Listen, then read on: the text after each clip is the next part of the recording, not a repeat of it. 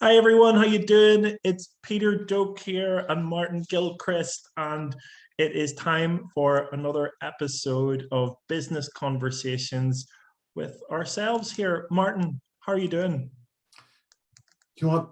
I feel like the morning after the day before. Is that a proper expression? I'm not sure if that's a proper expression. It is, After but it's a little bit early for that. That would probably be tomorrow, I would imagine. maybe tomorrow. The reason I say that is I'm just back from 2 days of digital DNA. A conference that's held in St. George's Market in Belfast City Centre, organised by the brilliant Simon Bailey and his team. And it has been a fantastic 2 days, and I cannot wait to tell you all about it and my thoughts on it and what happened or what didn't happen, and deal with any questions or thoughts that you may have on it and get into the meat of digital DNA.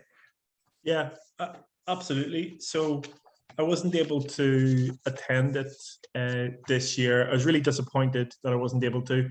We ended up at PDG Advertising. We ended up just making a judgment call on Tuesday and thinking, we actually need to zero in on some things here, but we're actually already looking forward to the next event that they hold or next year or whatever comes up again, because it's a wonderful event. But as I was not at it this year, it gives me a great opportunity to ask yourself, Martin, of Gilchrist and Co. accountants and chartered accountants and Workshore.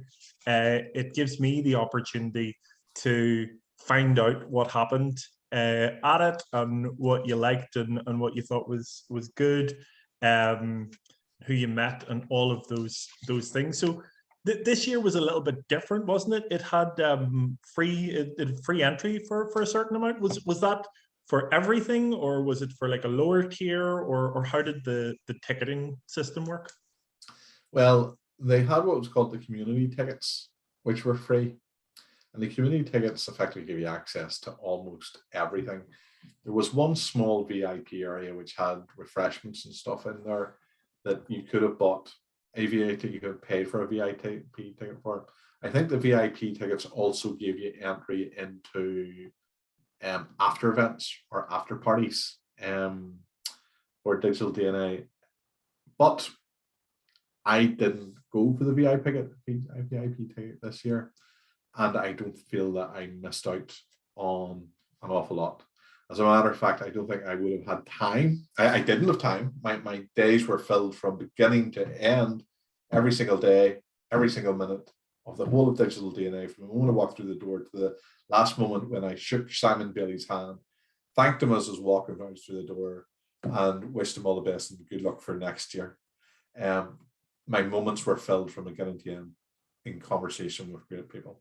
So I can see possibly there would have been a benefit for a VIP area if you needed that quiet space, if you needed to have those very private conversations and stuff, or a little bit of rest and refreshment. I didn't particularly need it myself. So 2 tickets. There was a VIP ticket. There was the community ticket. The community ticket this year was free. And I think from what I could see, most people availed of that and enjoyed the free community ticket. That's fabulous. And Simon Bailey, is he the organizer of Digital DNA? Yeah, so I believe digital DNA is his thing. It's his business. He has a team that supports him. But digital DNA is now 10 years old. So this conference, this event has been running in Belfast for 10 years.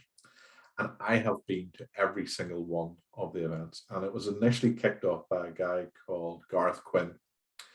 And I can remember going to the first one. There's maybe 30 of us in a room for about 2 hours with 2 speakers. Oh, for real? That was it for a couple of hours and 2 speakers and 30 of you. Wow. Yeah. It just started off very, very small. And then I'm not sure if it was the next year or the year after that, they moved it to the Titanic building. And it has, I don't know if you've ever been to the conference space on the top floor. But it's a big room with the staircase from the film, and then they have 2 ante rooms. And I think in the first time they went to the Titanic, they just used the big suite, and then in the following years they used the ante rooms. And the conference has just got bigger and bigger. To eventually, even that big suite wouldn't have been big enough and that's when they moved it down to St George's Market in Belfast, and it has been there ever since, with the exception of COVID, which obviously closed it for the actual physical event for 2 years. But now it's back with a bang, just as good as ever, in my view. What do you think of the difference in venue between, so sorry, let's talk about the venue. So it's at St. George's Market. Yep. How do you like that as a venue for the event? It's central. It gives them the space to have all the stands and have plenty of people without anybody being too crushed and stuff. I can remember the first year we moved there from the Titanic building. The Titanic building's got a certain presence, a certain je ne sais quoi, and it was nice and comfortable and stuff as well. And when you had the breakout rooms, essentially you could only, if you were listening to a presentation in the breakout room, you could only hear the people in the breakout rooms. I think part of the shock to the system when they first moved to St. George's Market, much larger space, and they don't have separate rooms. They wall it off using veils or drapes, effectively. I'm not really explaining that very well, but it's not rooms. It's one big space broken down using movable walls and that type of stuff. And there was a lot of background noise during some of the presentations, so you could be distracted, or sometimes it would be hard to hear if you were right at the back of one of the speaking rooms, presenting rooms, to hear the guy speaking at the top. But they did a very clever thing this year that addressed that, and that was one of my only issues, actually, that sometimes you can hear. And this year what they've done is they've given everybody headphones. So when you go in to listen to a talk, noticed headphones in some of the pictures, but I thought, I was actually reading the top 10 event tech trends for 2018, and I saw that you can now get headphones for translation in real time. So literally AI translation coming through headphones. And I thought, digital DNA has got very, very, very digital, but perhaps that's not the case. You're now educating me on what it was. So it's headphones of the speakers. Yeah, and what I was actually talking to somebody about it, who was in one of the talks. I said, "What do you think?" I see everybody's got headphones. I think it's a brilliant idea. What do you think of it? And he said, "Well, what I found was that the moment I put the headphones on, you felt like noise cancelling headphones. It went from the hubbub and noise, and like if you just took a moment and stood and listened, there's so many people talking, there's so much going on. There's just this constant noise, background noise." And he says, when you put the headphones on, there's this sudden, you're in the space, you're ready to go, you're ready to listen, and you can really hear what the speaker's saying. And that sudden change really almost brings you into where it is you have to be. And they thought it was very good. And then when you took the headphones off again, suddenly you realize that the noise came back and hit you, and you realize, right, there's really stuff going on around here. There's a lot happening. So I think from what the feedback that I was getting, or what people were telling feedback, but from what the people were telling me, the headphones went down very well. That's fabulous. So venue good. Now something very close to my heart. Are there any like food stations? Are there places to get food? Is there anything of that nature, or is it purely the stands? No, there was a couple of food stands. It's not like a fun fair. There's not a food stand every other stall, but there were, you could get food in the place, and there's also restaurants and stuff very close to it. So the George, is it called, or the Oxford, or there's a couple of places. I'm not sure what they're all called, but there's loads of. So there's takeaway places and there's restaurants and everything else. So within 5 minutes of the venue, you could get all and any types of food you could. But there were food stalls in place, and one of the funny stories of the event was funny to me, is that a friend of mine was attending called Melanie Coe. And Melanie is a fellow accountant, and her practice is M Squared Accountancy based in Lisburn. And she had messaged me on the morning of the Tuesday. She says, can you still get tickets? Am I too late? And I went, no, go online, get yourself a ticket, come down, we'll see you there. And she arrived round about lunchtime. And when I met her, essentially, she was in the queue for her lunch. Now, Melanie is a very good, healthy person. She eats well. She looks after herself. Maybe not like me. Maybe I'm not as good as she was.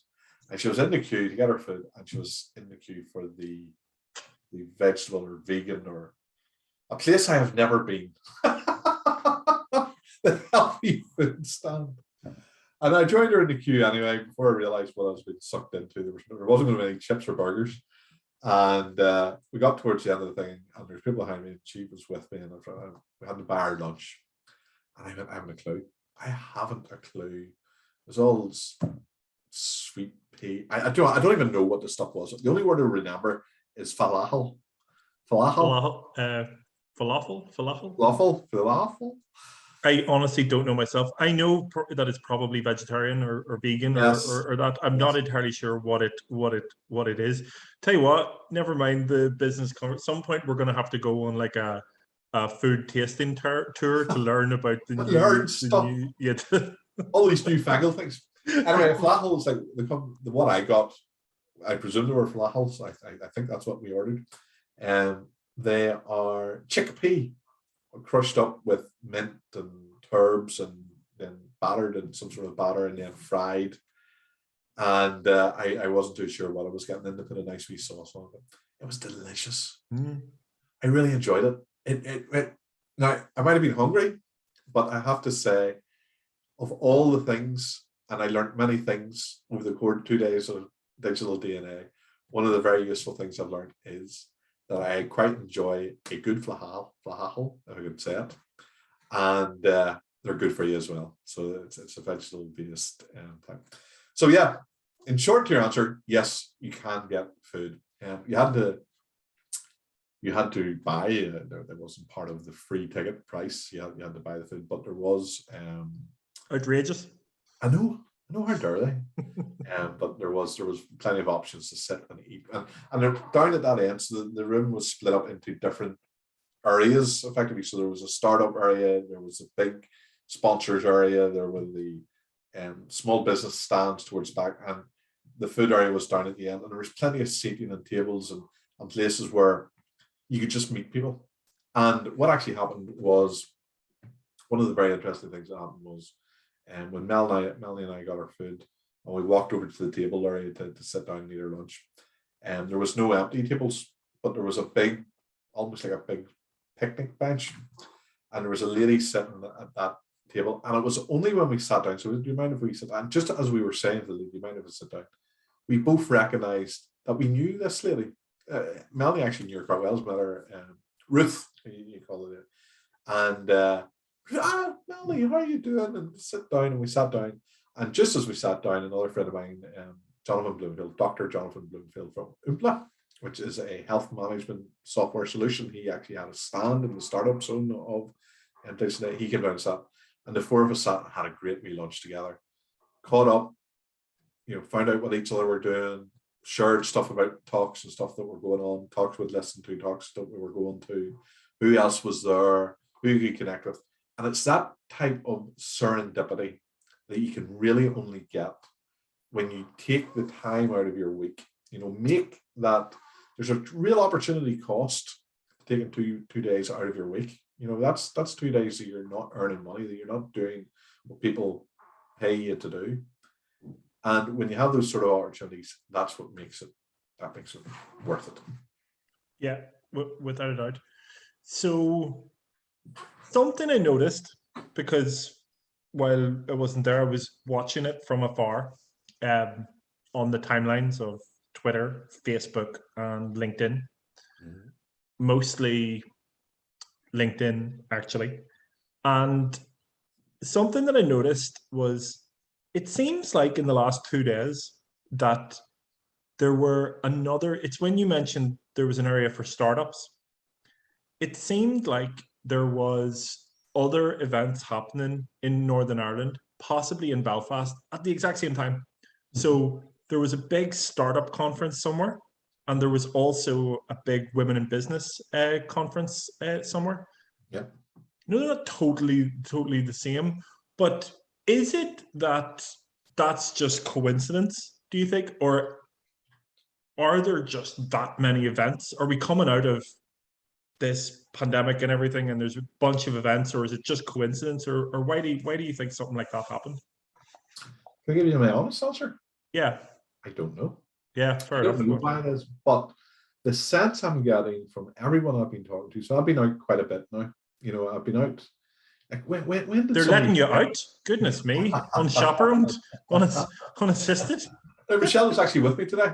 Good, For good, part of it, which good. was A brilliant. sensible mind in Yeah, around. which was brilliant because she got to meet quite a few people, which was really good, and people get to see that there isn't really a Michelle. There is a Michelle Gilchrist, principal of Gilchrist School Charter Accounts.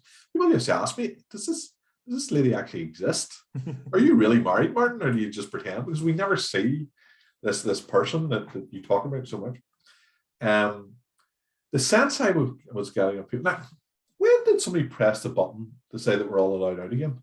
I can't remember. It almost as if when you were walking around digital DNA today, it's almost as if COVID never happened. People were just back to where they were doing what they did. I didn't see one single person wearing a mask. So then the only thing that reminded me of COVID was when I was leaving, Simon telling me that they weren't allowed to give out water because of the COVID rules. So they weren't allowed to give it. I hope I haven't misunderstood him there, but that was the impression I got. Oh, that must be because of COVID. But there was no more sense of COVID. There was no more fear of COVID. Nobody was talking about COVID until we were talking about it now. And it was like, the calves let out for spring. You could really sense energy and enthusiasm and a hunger for personal connection, for shaking hands, for hugging, for all of that stuff. Certainly I felt it. And the sheer joy of just seeing friends and connections and people that you've worked with but haven't seen for 4 or 5 years, the sheer joy of that feeling was, it was certainly present. I felt it, and the sense I got other people, you just feel this positive attitude, around here. So, yeah, I think that you're right. There does seem to be a lot of stuff going on, but again, before COVID, there was a lot of stuff going on, and Belfast is becoming a place that stuff does happen. It's a place that does have the venues that can host these things. For right or for wrong, the universities, Ulster University is pushing all its resource, or a huge amount of its resource, into Belfast. 9 out of 10 students, university students I was reading recently, will be studying in Belfast within the next 10 years or so. Whether that's right or wrong, who knows? But that's the fact of what's happening. The tech industry is coming to Belfast. The investment in the tech industry is coming to Belfast. Large corporations are both growing and coming to Belfast. So you have the likes of Fintru, who are really investing in these type of events. Just last week, I was at or maybe the week before, I was at the Co-Founders Awards program down in the Mac, another fantastic venue in Belfast. And Fintru was playing a very big part of that. So you're absolutely right. There's an awful lot of stuff going on a big scale. But also, there's a lot of stuff going on the micro scale. People like you and me, Peter, just saying, you know what, we're going to host our own event with no budget whatsoever. We don't have any money to put on, a free coffee stall or to put up big banners or to run an advertising campaign on TV. But you know what we will do? We'll set a time and a place, and we'll go on to LinkedIn and we'll set up an event page and we'll invite people down and we'll make a topic, whether it's meet the entrepreneurs or how to build a bouncy castle or whatever. There's a or business conversations live. Or business conversations live. Would not be a wonderful thing. Oh, that would be so cool.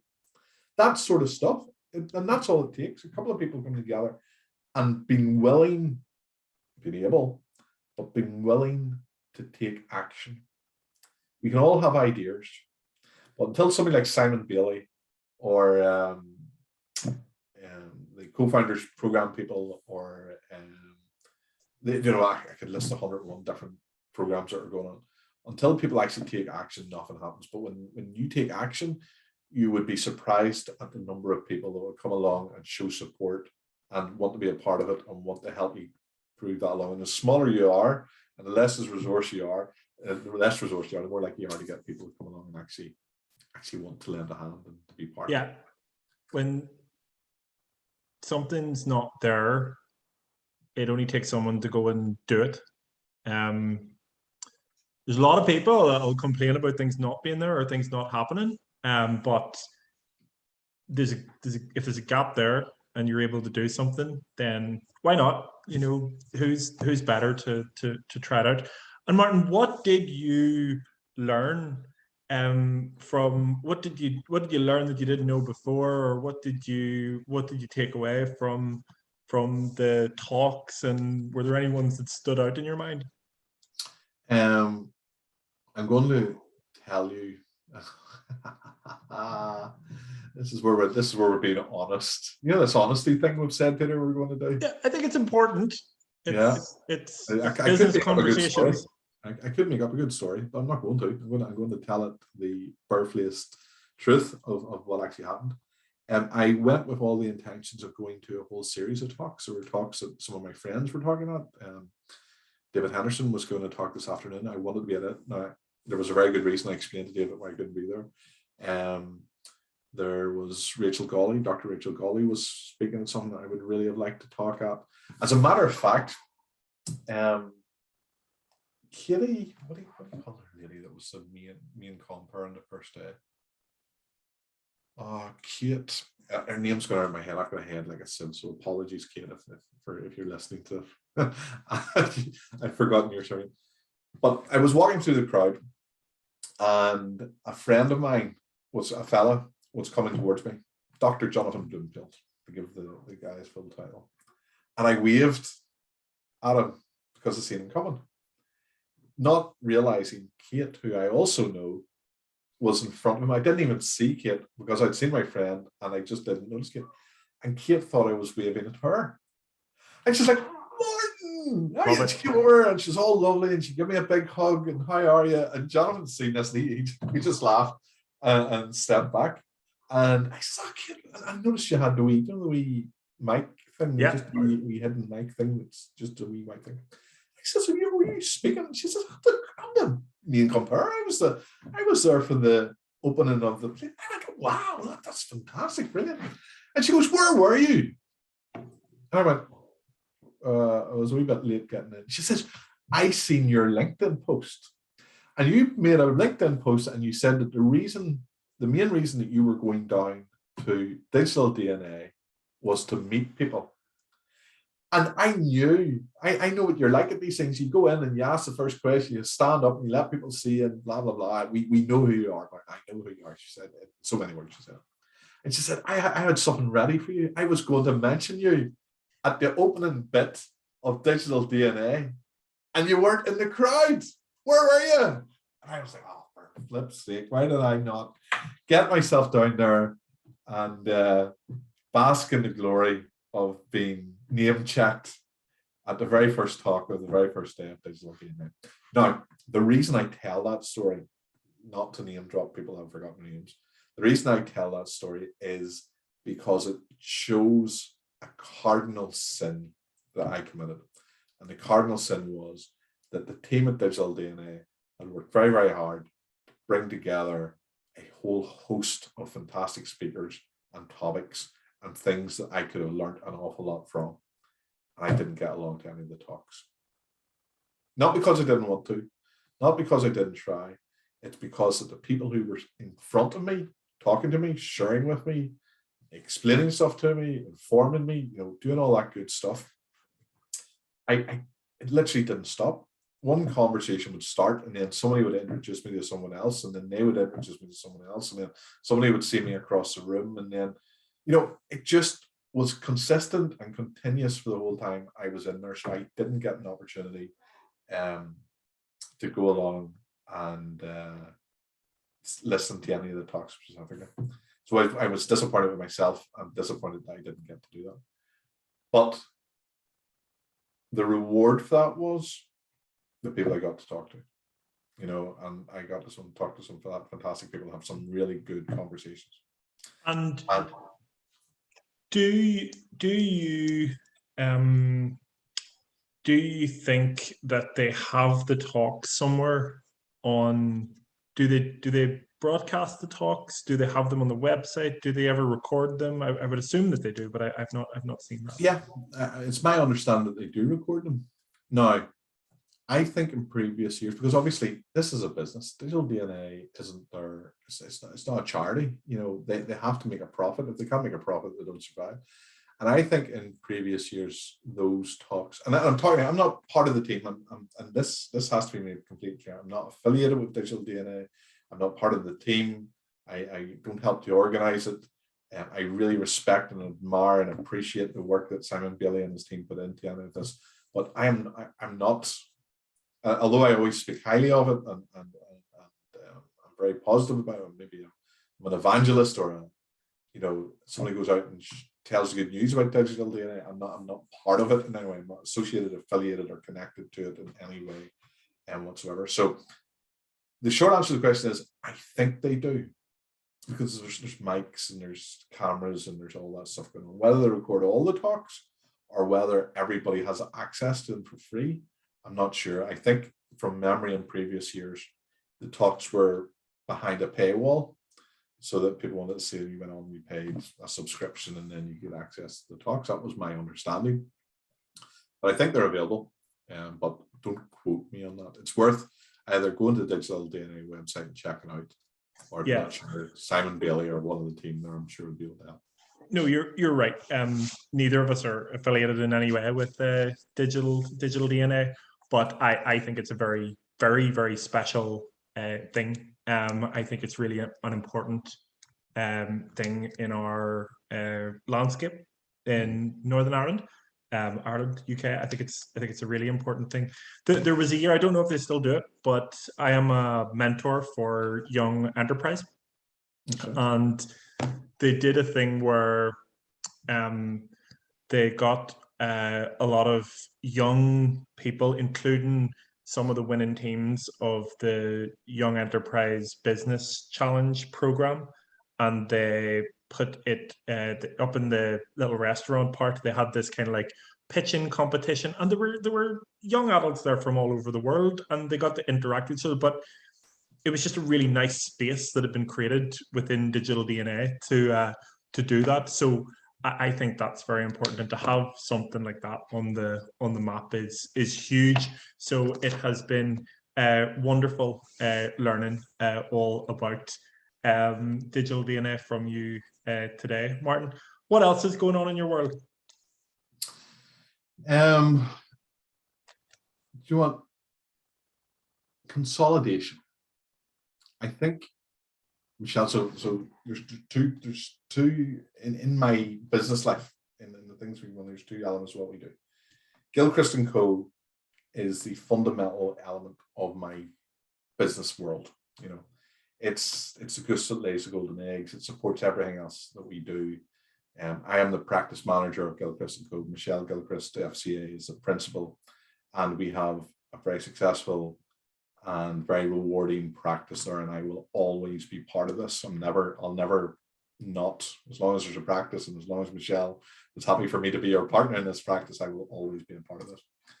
But then one of the things I love to do to keep things fresh and to maintain an interest and to keep myself informed of some of the issues and difficulties and good stuff and bad stuff that our clients go through, I like to be involved in early stage businesses, whether that's sitting on the board of an early stage business or running a proof of concept as far as we can take it to see what happens. And basically the analogy I use is I like to take a little taper, light a match, take my taper and light it. And when there's a wee flame on that taper, and I have a wee row of fireworks lined up. This is just an analogy. And those fireworks are business ideas, potential business ideas. And being cheap, I haven't bought the good fireworks. I bought the dodgy fireworks, the ones from China. So I take a wee taper and I go to the first wee business idea and I light it, and the flame whizzles up a wee bit and then it goes out. Second business, and it goes away. And sometimes what happens is you take your business idea and you get a little bit of funding. So you might get tech start funding, or you might get proof of concept funding, or you might get innovation funding or whatever it is. And sometimes those businesses actually get to the stage where they're going to take off or something good's going to happen. And sometimes they don't. Some, over the years, I've been very lucky. We've raised hundreds of thousands of pounds worth of funding across a series of different businesses. Some of them have been really profitable for us and still are. There's investments in the background of what we're involved in that people maybe wouldn't know about, because it's not part of my job to publicize those type of things. That they're going on doing their own things. But a lot of them don't go anywhere. You work on it for a couple of weeks or a couple of months, and you realize, actually, I don't even like this anymore. I'm not interested anymore, and let it go. The current paper that I have my little flame under is called Work Short. And funny, I was talking about it today, and I suppose I had my work short. As a matter of fact, one of the most enjoyable things about the digital DNA conference, something I really got a lot of fun from, was today. I had the privilege and the honor of being the very last interviewee, the last person to be interviewed. Saw that. Yeah, by Alistair. Or a picture of it, at least. I didn't hear the interview, but I saw the picture of it. Alistair from Starticus was interviewing a number of the early stage businesses, and I was very lucky that he asked me to be the last one of all of those. And because it was the last one of the day, it was nice and relaxed, and everybody was sort of chilled out, and we just had this comfortable conversation. And in that, I explained that what Work Short is. It's two things. It's a community of people, freelancers primarily, and people that might work from home more often than not. So that's the first thing, community of freelancers, people who work from home, who may be interested from time to time, not all the time necessarily, although people make their own decisions how often, that may be interested in using a co-working desk or a hot desk or whatever resource, an empty desk in somebody's office, or a picnic table outside a pub, anywhere where there's a desk or an office. I guess anywhere where there's a Wi-Fi connection and somewhere where people can collaborate. Exactly. I should get you to do stuff, write this stuff for me, Peter. That's exactly anywhere where there's a connection. Name random things. Yeah, we can do that. Can sit down. So that's Work Short is, first of all, building that community, and then second of all, it's providing them with a particular resource. And here's what the resource is. And I'm going to explain the resource by giving you a scenario. Martin Gilchrist from Gilchrist & Co. Chartered Accountants doesn't need a co-working table.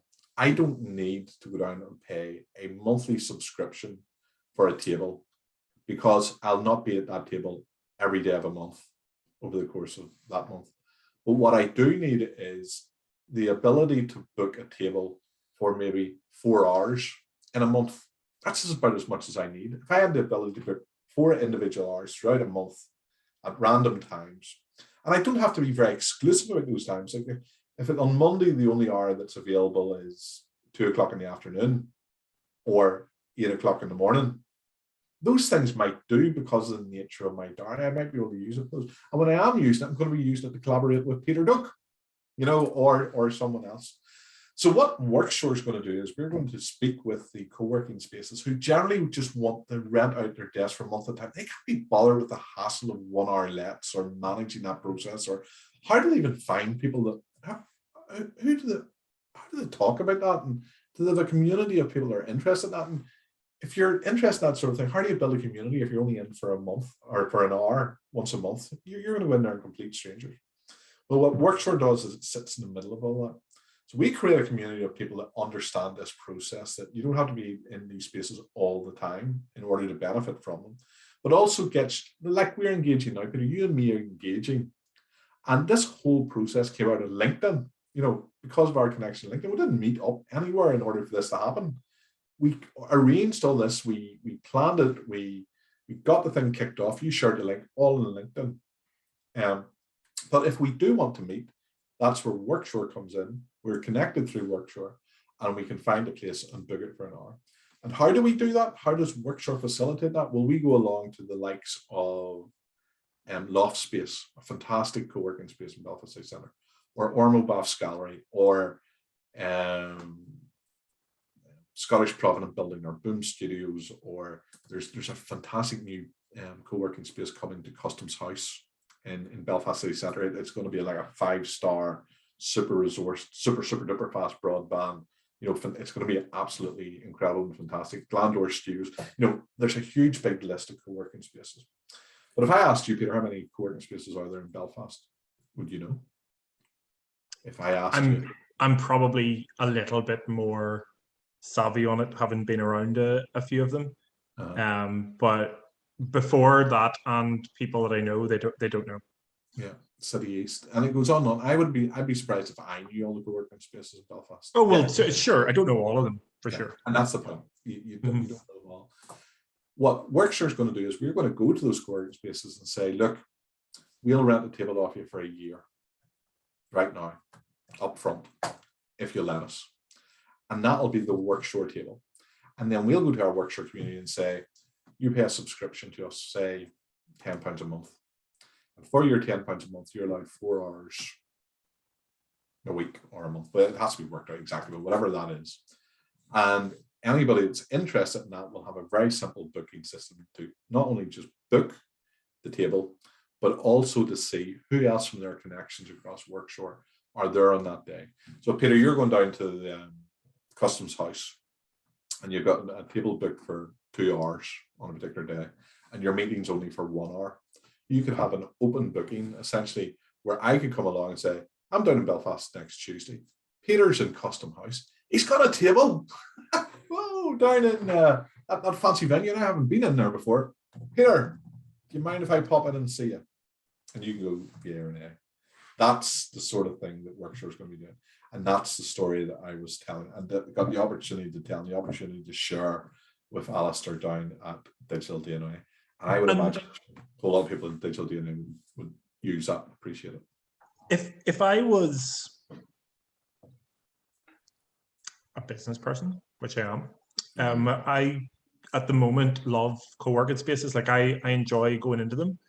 I like a new place to sit, slightly new environment that is fairly focused on business. They're usually these days quite nice. They've got greenery in them, or they've got, a kind of rustic vibe going on, and there's usually coffee somewhere close to hand. And then that's one part, just having one actually, without co-working spaces, I don't know what PDG my business would be right now, because I started off my business in the bedroom of a rented house that I was in Belfast, just on a desk. So I created a desk.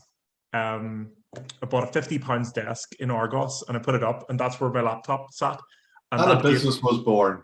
Yeah, well, it was. It really was. But you can't sit in a tiny bedroom doing your business all day, because you get weird. You get strange.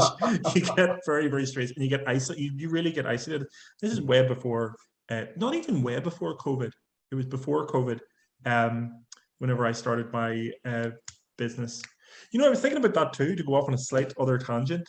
PDG advertising has been about since 2000 and really 2015, but the business was created as a limited company in 2017. So really, we only had staff from about late 2017 on.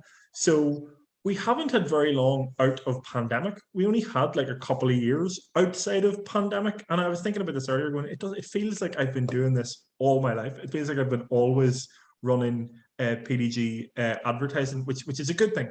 But back in 2015, when I walked out of the job that I was in on good terms to start up my own business, I got weird in that bedroom because it was on my own and I was working on the laptop. And I then realized, well, I need somewhere to go to work. I need interaction. So I went to coffee shops and libraries, and I would work in there. But the problem there is that you can't phone people. You can't talk to people through the internet because you're disturbing people, or you can't hear, well, maybe for people who are completely oblivious to other humans in the environment, you might be able to create offices in libraries. No emotional intelligence and just do not care. You see them sometimes. Yeah. Also a slight problem. I don't know if this is a problem or not, but you're getting good value in a Cafe Nero for something like £2.50 to sit there for 4 hours, I am sure I outstayed my welcome on many, many days. The library's a little bit different. The library's good because you don't have to pay for it. They usually have Wi-Fi, and it's good Wi-Fi there as well. But again, the only problem is that it's quiet, and both areas are respectful places. So co-working spaces, sorry, two problems with it. One, it's quiet, and two, the people that are there aren't there to do work all the time. Some people are, but you're not sitting among those people. So in a co-working space, then I moved from that to the City East building in East Belfast, in the Foundry there. I remember meeting you in there. Yeah, Before absolutely. I sort of really knew you. I knew who you were, but I didn't Yeah. know you the way we know each other now. So yeah, I'm sitting there and I look up and there's Martin Gilchrist. Like, there's Martin Gilchrist, as if I knew you, but again, we didn't really know each other then. That was quite a while ago. But I always thought, right, this is it. You just need a place to stand. You just need a place to be able to do your business so that you can do it. You need a place that has somewhere where you can go for a call, where your laptop's not going to be stolen or your place isn't going to be taken. You need a place to stand that works, and co-working spaces really, really, really work. So it's a joy. So the idea and the concept of what you're doing is really cool. I really look forward to getting the office in Portadown equipped for that kind of. It's becoming more and more obvious that, due to the hybrid nature of us working from home and working in the office, although I want us to be in the office more, I know we're never going back to that. I know we're never going back to always in the office. But what I'm finding difficult is we are so busy, like so busy. Where do we get the time to bring that place up to standard? You've been in the office in Portadown, and I love it. It's fantastic, but it's fantastic for our team, because we're there. We would want it to be more secure. We would probably need to upgrade the internet. We would have to upgrade some sort of entry and exit area. So I feel it would need to be upgraded. I'm going to just have to find the time to do that and figure it out.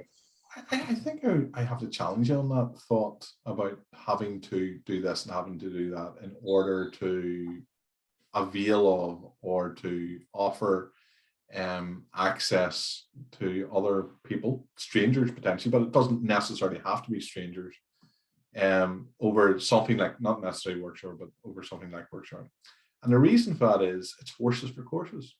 Now, I was very grateful that you came down to our very first pop-up co-working day in Brunel's. And we didn't promise any of that stuff. We didn't promise Superfi Wi-Fi or your laptop will be secure. It was assumed, that we knew everybody was coming, and we would have hoped that nobody would steal anybody's laptop. And it was a day when everybody that was in Brunel, so basically we had that restaurant, fantastic location for the full day for the purposes of a Workshare pop-up co-working day. And the 25 people that bought tickets come down that day, bought the tickets on the premise that they would be there from whatever time we started. I think it was 10 o'clock we started to 5 o'clock in the evening. You couldn't get in before 10 o'clock. You'd have to leave at 5 o'clock. There was no guarantee of super fast Wi-Fi, but there would be the hope that Wi-Fi would be there. And there was whatever it was that we committed to giving. Nobody, and I'm very grateful for this, but nobody complained, because I think we set the expectations of what it was going to be. And I think so long as people know what they're getting and they know the price, they can make a decision. Yeah, it's cheap, it's cheerful, and I know I'm not going to get super fast Wi-Fi. Or I'm not walking into a Clockwise where £1 million being spent to create this perfect co-working environment that you would see in the back of a business magazine. I'm walking into a real office with real people. Another thing is this sense of, I can't have people in my office when I'm not there because there's secure information, and I don't want to be there all day, every day. It would be possible just to say, we're making a desk available for 3 Wednesdays in August from 10 to 1 p.m. and that's it. And at 1 p.m. essentially the desk is closed and it's not available anymore. I think those things can be done that allow that interaction and that engagement. And the other thing is, you don't have to let a complete stranger in. You could have it set that the only people that can come in, that can even see that the available leaders are people that have been vouched and validated and accepted by yourself. So it could be someone like me that you lock out. I mean, that's what I was gonna say. You know, but if there was a thing where one Wednesday a week from 10 until 12, I knew there was a desk in PGM and offices in Portadown, and that I could book that desk a week in advance, or because of whatever reason, and that I would be expected. I wouldn't be just turning up the door, Peter, you in there? That you're expecting me, and that we could potentially have a conversation, or I could just work, or whatever the case may be. I think that would be a lovely thing, a very useful thing. So, yeah, I get where you're coming from. That you would want to have it as good as you possibly can, but I don't think it has to be perfect for it to work. But there's some practicalities.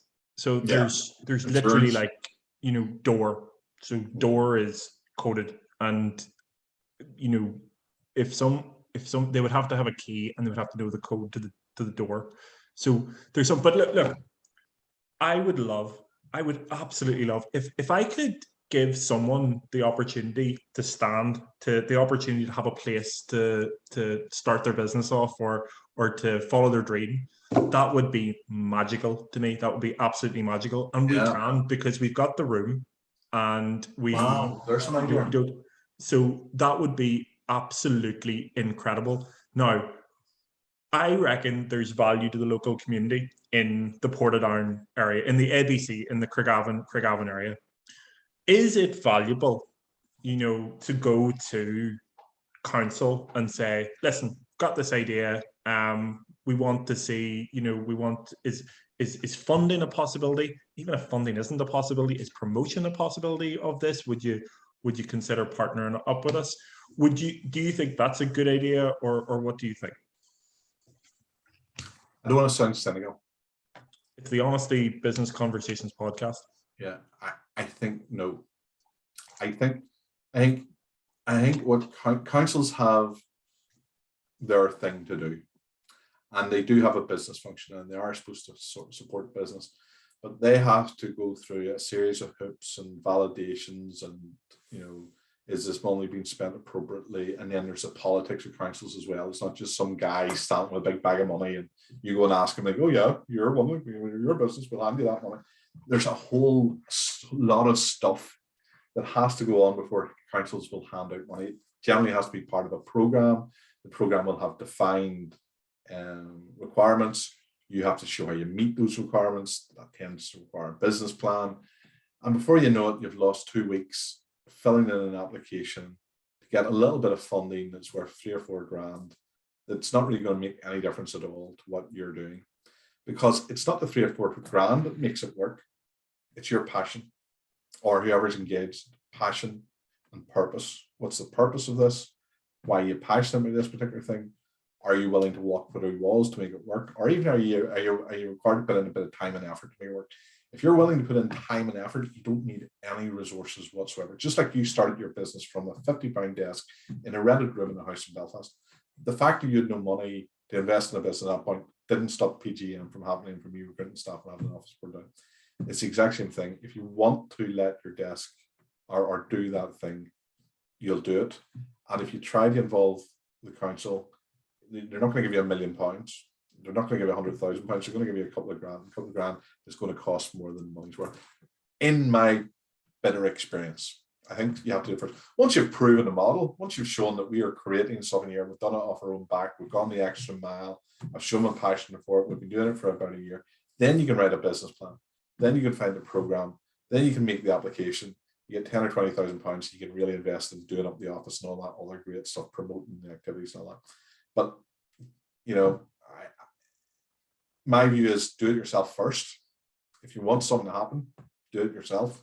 See, it's not a money spinner. Like it's Yeah. not. It'll never. That for PDG would never. Yeah, you're not doing it for the money. True. No, it would never. It would be purely for the. I mean, the knock-on effect would likely be money because I believe that people conversations, that there's an intangible hidden hand there of money and work and experience and all of that. But it's not something that we can go. We're not going to move into the co-working space. That's not what we're going to. Yeah. We're not going to move into that business because it's not what we're passionate about. So it's something that we'll need to think about. But it's really interesting. What I love about it is that we can even have the conversation about it. Imagine coming from the £50 desk to being able to converse about, well, can we give someone else an opportunity like that? Can we give them a place to stand in co.down? Who knows where that will end up? Yeah, you're right. We're probably running quite close to. How did we get to 57 minutes already? The time, and as always, do you know the question that I'm going to ask you? Do I know the question you're going to ask me? What will we name this episode, Martin? Do you know what? I'm rubbish at what do you name the episode? I'm really. I bet you've been writing down really good ideas. Tell me your ideas. What are your ideas for what we're going to name the episode? So, there's one. There's our falafel vegan. That's an option. We'll call that an option. Our falafel. How about our falafel waffle?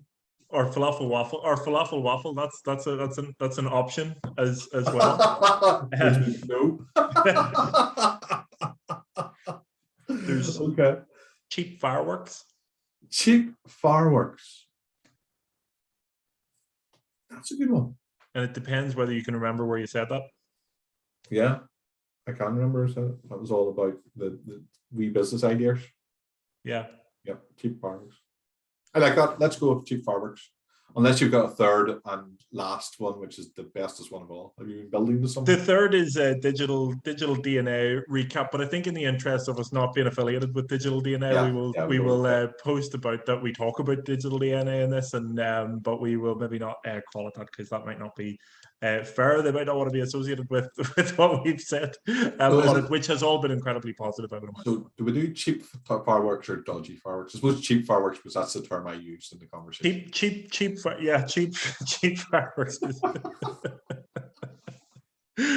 Oh, fantastic! There is something else that happened. We this week briefly. We I don't know if you remember, but we did a video with Alistair Luke from Attention X.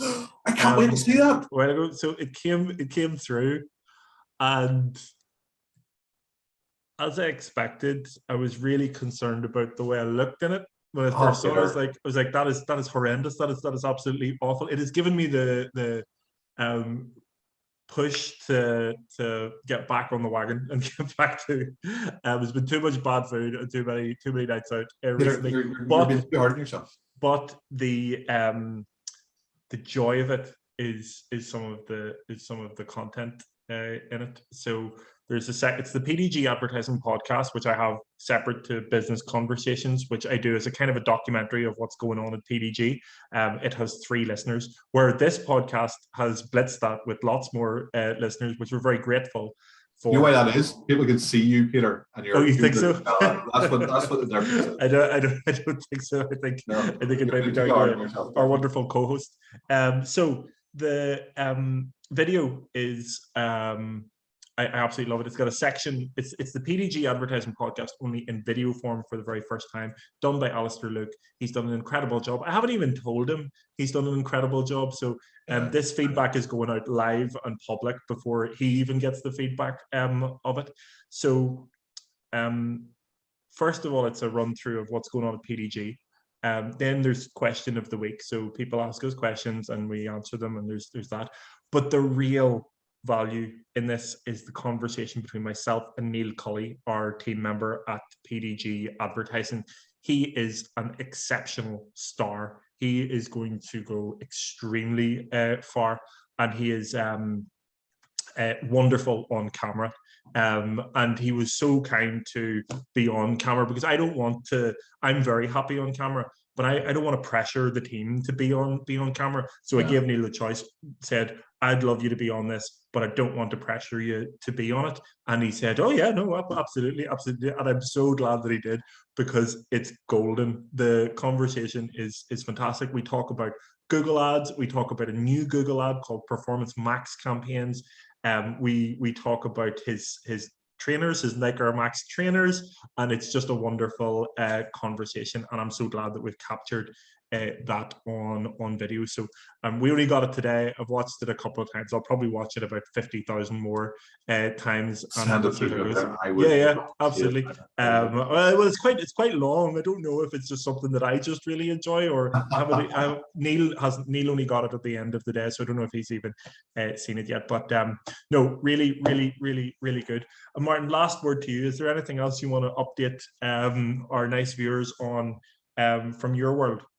Yes, and Peter, please let me know if this isn't the appropriate thing to do. I know your discretion and professionalism, and you always work at the highest level, but there's something I wanted to do if you think it's appropriate, and that is to ask anybody that has watched this far, anybody that's made it through 1 hour and 2 minutes and 54 seconds of us in conversation. Just because we're enjoying ourselves doesn't mean to say everybody else that watches this is enjoying the conversation as much as we are. I've loved it. I've loved it. But if you've watched this and you haven't subscribed to the Business Conversations channel, why not? Press the subscribe button. Just to make me feel good, make Peter feel good. It's on Peter's channel. Peter's a very professional person. He'll look after it very well. I'm sure everything will always be appropriate. Press the subscribe button because it's nice, just because it's nice, no other reason. And the second thing is, if you've watched us and you think Peter and I are credible sort of characters, and there's been some really lovely comments that come through on Facebook and LinkedIn. People have said some very kind things. So that's not to say that unpleasant comments might come through, and hopefully I'm not prompting anything. But this is what it is. It's two people that in business that like each other, just sitting having a conversation as if we were in the coffee shop, talking about the stuff they really want to talk about. And hopefully other people get the opportunity to enjoy it as well. And hopefully some people will come on. Everybody who's in business is very welcome to join us. But if you've watched it and you've liked it, share it. Share it with either an individual, just in a message that you think might like what it is that we're on about, or that something we've said is of interest, or post a wee link to your Facebook page or your Twitter account or to your LinkedIn, because we will see that, particularly if you tag it us, and you will come to our attention, and we will think to ourselves, they're a lovely person, and you'll make it, and what's wrong with that? Isn't that a nice thing to have people think they're a lovely person? So, and we'll reciprocate, I'm sure, in kind, in some nice way. And even if we don't, there'll be a seat for you in heaven. So absolutely, no, always good. Share, like, subscribe, comment, view. Really, really appreciate you watching thus far. Looking forward to being back next week with next week's Business Conversations blog, and that will wrap us up there, Martin. Thanks very much, everyone, and we'll catch you on the next episode. Bye. Good evening all.